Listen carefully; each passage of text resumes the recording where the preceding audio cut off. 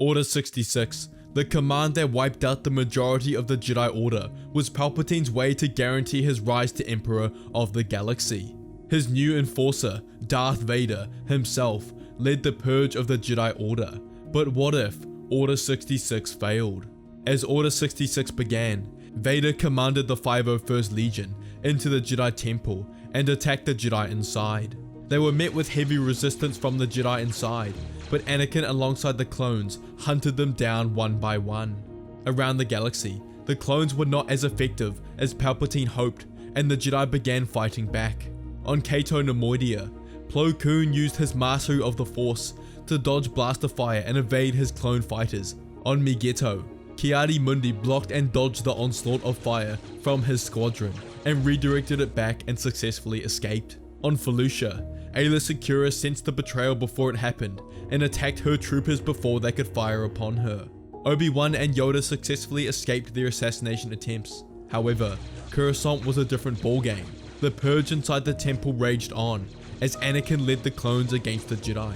However, there was more resistance than anticipated, and Jedi began forming pockets around the temple, coming together to fight the clones and push them back. Meanwhile, Yoda sends a message through a secret comm station that connects to Jedi Council members only. He tells them that Windu is dead, and that something has happened on Coruscant, and if they're to save the Jedi Order, they must return there immediately.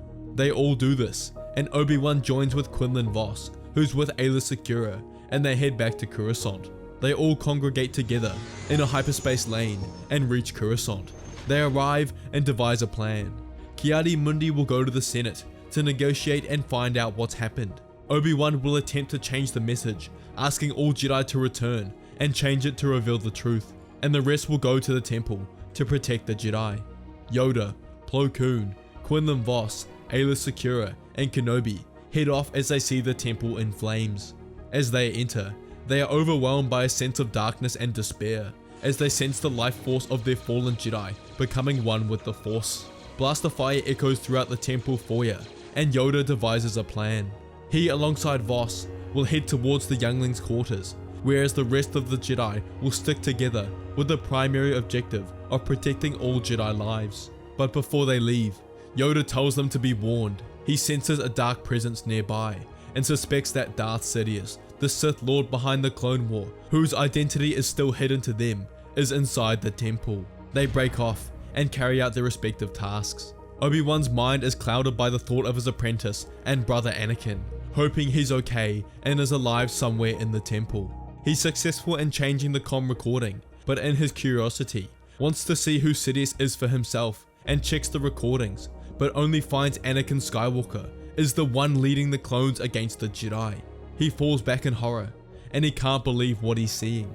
How could Anakin do this? He can't be in his normal state of mind. This isn't the boy whom he raised. But then he recalls Anakin's anger and fear over the past week, and realizes there must be more going on that he doesn't know about. He thinks more about this, and knows only one person can save him now, and goes to retrieve Padme. He wants to help defend his brothers and sisters in the temple, but knows if they're to truly stop the purge, Anakin must be saved. The rest of the Jedi are successful in their defense of the temple, having joined up with Sindralig and a couple of knights, who are collectively taking out squadrons of clones and are heading towards the epicenter in the foyer. Yoda and Quinlan Vos reach the youngling quarters to find Vader standing over their corpses. They look at him in shock as Anakin's hate only intensifies. The Jedi ignite their blades as Vader rushes towards them. As they're fighting, Yoda realizes Anakin is gone. He can feel the dark side leeching off him, and he knows what to do. Anakin Skywalker, the chosen one, was gone, consumed by Darth Vader. He must put an end to him, but as he goes to advance, Vader thrusts his lightsaber through Quinlan's body and advances towards Yoda. Yoda looks behind to see a hooded Jedi wielding a blue blade and calls to him for assistance as he looks back at Anakin ready to attack. But as he goes to engage, Yoda feels it before it's too late. The release of the dark side, the being behind him, was cloaking his presence in the Force and fooled the Grandmaster Yoda. He looks down at his chest to see a blue blade impaling him. He falls down against the wall and turns to see Palpatine wielding the blue blade of Ki-Adi-Mundi. Palpatine taunts him as Yoda slides to the floor as he's realized he failed. In his final moments, Yoda realizes his failures. The dogmatic and arrogance of the Jedi allowed the Sith to rise right under their noses. He exhales his final breath and must entrust the survival of the Jedi Order to the remaining council members. Sidious congratulates Vader for his success in the Purge, but they're not finished yet.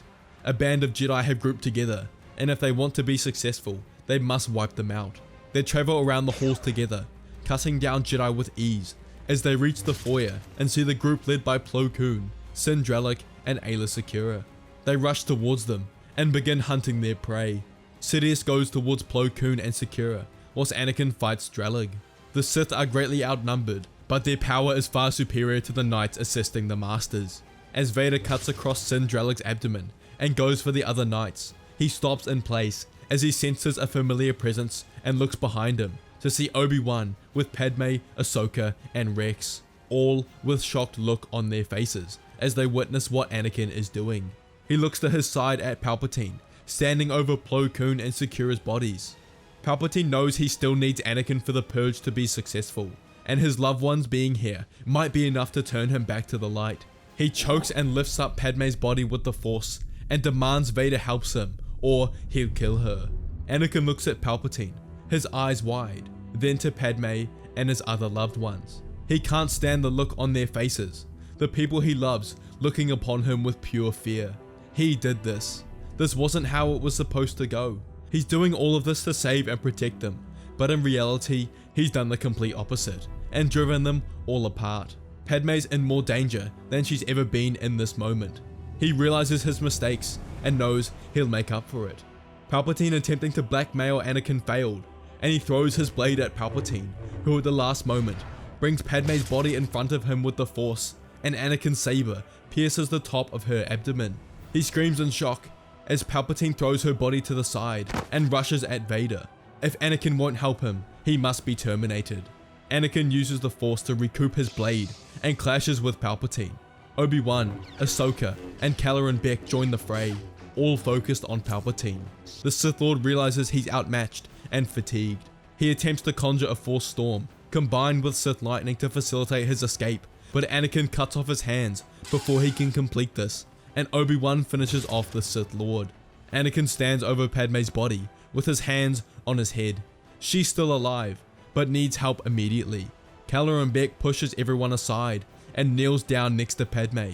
He places his hand on her stomach and begins using the Force to heal her.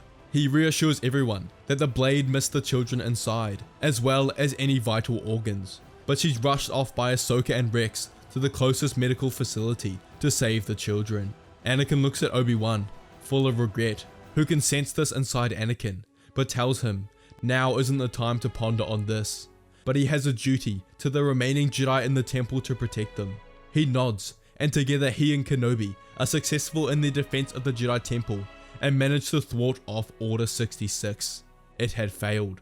Obi-Wan gathers all the required evidence and meets with Bail Organa, who brings him into the Senate, and he discusses all the lies and manipulations of Palpatine, everything the Council knew about Darth Sidious and his involvements in the Clone War, and provide video proof of him attacking the Jedi in the temple. But they also reveal his death and call for Order 65 to be carried out, regardless, as this would undo Order 66 and stop the clones hunting the Jedi around the galaxy. Mas Amedda was allied with Palpatine, but knows with his death, all hope is lost, and must do what he can to stay in power, so obliges with the Jedi and executes Order 65, undoing Palpatine's constitutional amendments and acts as Chancellor. With his death, Mon Mothma is voted into the position of Chancellorship, and she has a large role on her back. With the Separatists on the brink of defeat, a surrender treaty is signed, and the Clone War finally comes to an end, with every member of the Council, except Anakin and Obi-Wan being killed. Obi-Wan takes over as Grand Master of the Order, and their numbers are still in the thousands. Obi-Wan has a huge task of rebuilding the Jedi Order, but alongside the Force ghosts of Yoda and Qui-Gon, he won't be alone in this journey. Meanwhile, Anakin was sent to prison for his crimes against the Jedi Order. He was colluding with Palpatine. However, he was just following orders from his Chancellor, and thus was given a shortened sentence of 10 years. During this time, Padme forgave Anakin for all he's done, and realized the severity of his mistakes, but only acted out of love for his wife and family. She visits often with the kids, and Anakin still gets to watch them grow up in their early years. After his decade of imprisonment is up, Padme leaves behind her life as a senator, and she and Anakin move to the countryside of Naboo, where they got married all those years ago to raise their family, have many more kids, and live the life they always dreamed of. If you enjoyed this video, you have to watch What If Palpatine Was Arrested and What If Anakin Was Never Found on Tatooine. Let me know if you enjoyed my version of this story and what other video ideas you'd like to see in the comments. If you want to learn about video ideas and see thumbnails before anyone else, become a member of the channel for $1 a month, and may the Force be with you.